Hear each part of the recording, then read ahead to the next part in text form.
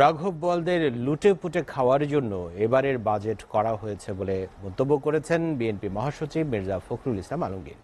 তিনি বলেন, আওয়ামী সরকার বাংলাদেশকে এক ভয়াবহ সংকটের মধ্যে ফেলে দিয়েছে।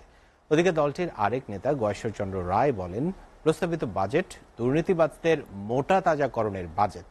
এই বাজেটে জনগণ আরও বিপদে পড়বে বলেও জানান তিনি। রাজধানীতে পৃথক অনুষ্ঠানে এসব কথা বলেন বিএনপির দুই সিনিয়র নেতা। আব্দুল আহাদের প্রতিবেদন।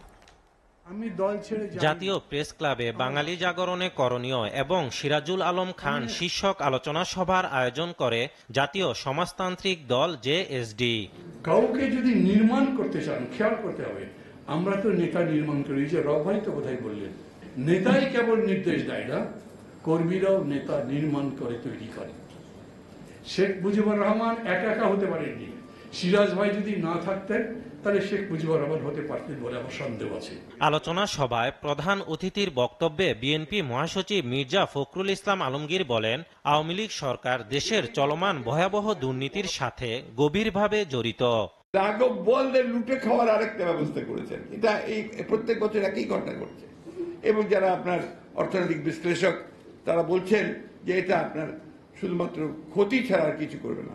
যেখানে সবচেয়ে বড় সংকট এখন সাধারণ মানুষের জন্য ইনফ্লেশন, দ্রব্যমূল্যের এত বেশি বেড়ে গেছে যেটা সাধারণ মানুষের কাছে সহনীয় হচ্ছে না। আজকে এই সমস্ত কথাগুলো বলে একটা ধূম্রজাল সৃষ্টি করে মানুষকে আর কতদিন প্রতারিত করে রাখবে তারা। ক্ষমতাসীনদের দুর্নীতির কারণে দেশ এখন অস্তিত্বের সংকটের মুখে বলে দাবি করেন তিনি। যে বাংলাদেশ একটা ভয়ঙ্কর সংকটের মধ্যে উপস্থিত হয়েছে, যেখানে বাংলাদেশের অস্তিত্ব আজকে প্রশ্নের সম্মুখীন হয়েছে। আসুন আমরা সবাই একসাথে হই, একজোট হয়ে সেই লড়াইটা শুরু করি, যে লড়াইয়ে আমরা অবশ্যই তাদেরকে পরাজিত করতে সক্ষম বলে আমরা বিশ্বাস করি।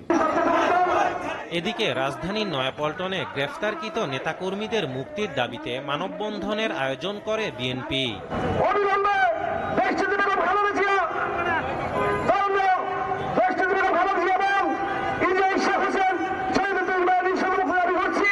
রাজার হস্ত যখন কাঙালের ধন চুরি করে, তখন গরিবের আর কিছুই করার থাকে না। তারা দীর্ঘশ্বাস পেশে বলে, তুমি মহারাজ আজকে ক্ষমতায় বৈশা সাধু হয়েছ, আজ আমি চোর হয়ে গেছি। অর্থাৎ আমরা সবাই চোর আর উনি সাধু। এ সময় দলের স্থায়ী কমিটির সদস্য গয়েশ্বরচন্দ্র রায় বলেন, বাজেটের কোথাও অসহায় দরিদ্র মানুষের জন্য কোনো সুযোগ সুবিধা রাখা হয়নি। এই বাজেটে কিন্তু হাসিনা ধরা থাকবে, মানুষ বাঁচবে কি? মধ্যবিত্ত শ্রেণীটা বাঁচবো কি করে?